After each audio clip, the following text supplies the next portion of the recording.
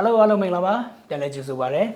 ဒီတစ်ခေါက်တော့ကျွန်တော်လုပ်ထားတဲ့ online video class လေးမိတ်ဆက်ချင်ပါတယ် vocabulary class ဖြစ်ပါတယ် vocabulary enrichment class လို့ကျွန်တော်နာမည်ပေးထားပါတယ်ဆိုတော့ဒါကဘယ်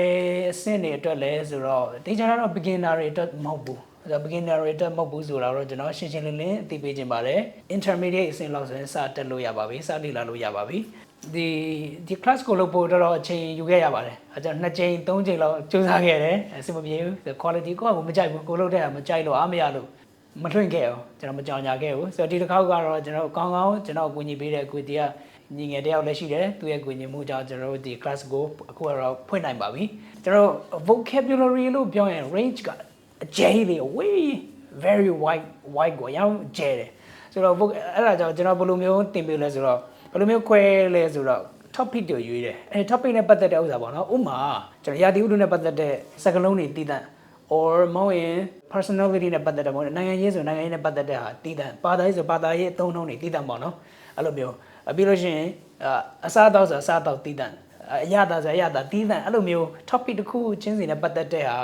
ဆိုပြီးတော့ပြန်ခွဲထားတယ်အကုန်လုံး topic တစ်ခုချင်းစီအောက်မှာနောက်စကားလုံးတွေစုထားပါတယ်ပြီးလို့ရှိရင်ဒီ internet slang ဒီခေတ်ကဒါက Gen Z ခေတ်ဖြစ်တယ် Gen Z ပြီးရင် Gen Alpha နော်လာမယ်ဆို millennial လည်းရှိတယ်အဲ့လိုမျိုးပေါ့ Gen Z ခေတ်ဖြစ်တဲ့အတွက် internet slang လည်းမသိလို့မရတော့ဘူးเนาะအခုဒီ professional စကားဝိုင်းတွေပါညာကြည့်ရင်တော့မှအဲ့ဒီ internet slang တွေတော်တော်များလာတယ်ဆိုတော့ internet slang တွေလည်းထည့်ထားတယ်အခုကတော့ကျွန်တော်ဗီဒီယိုကိုပုတ် ready ရှိပြီးသားဖြစ်ပါတယ်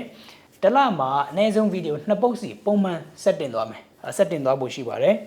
ပြီးလို့ရှိရင် idiom တွေเนาะ phrasal verbs တွေဒါတွေကကျွန်တော်အခုဗီဒီယိုထဲမှာတော့မပါသေးဘူးဒါပေမဲ့တောက်လျှောက်ကျွန်တော်အလုပ်သွားတဲ့ဗီဒီယိုတွေမှာပါလာမှာဖြစ်ပါတယ်အခုတစ်ခါ member ဖြစ်ပြီဆိုတော့လည်းဒါက lifetime ဖြစ်ပါတယ်တစ်သက်စာဖြစ်သွားပါပြီဒါ lifetime ဖြစ်တဲ့အတွက်နောက်ဆိုဗီဒီယို maybe 50 80 100ပြောလို့မရ4-5လည်းဖြစ်နိုင်တယ်ကျွန်တော်ကံကောင်းလို့ကျွန်တော်ဆက်လုပ်နိုင်ပေါ့နော်နှစ်ပေါင်းများစွာဆက်လုပ်နိုင်ဖို့မျှော်လင့်ပါတယ်ဆိုတော့ lifetime ဖြစ်ပါတယ်တစ်ခေါက်ဝယ်ပြီဆိုတော့ lifetime ဖြစ်ပါတယ်